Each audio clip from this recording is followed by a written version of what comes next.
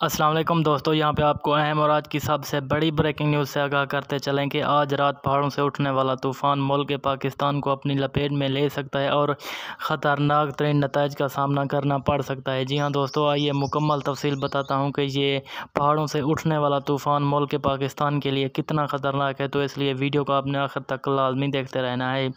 उससे पहले वीडियो को लाइक करके चैनल को सब्सक्राइब करके साथ दिए बेल आइकन को ऑल पर सेलेक्ट कर दें ताकि इस तरह की खबरें आपको हर वक्त और सबसे पहले मिलें और आप रहें बाखबर।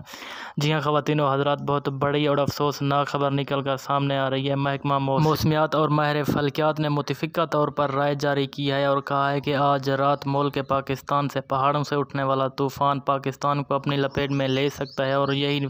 तूफ़ान पाकिस्तान के लिए ख़तरनाक तरीन साबित हो सकता है, क्योंकि इस तूफ़ान में बारिश होगी और बारिश की वजह से पाकिस्तान में एक मरतबा फिर से बड़े पैमाने पर सैलाब की सूरत हाल पैदा हो सकती है। इसलिए हाई अलर्ट जारी कर दिया गया है पूरे मुल्क में।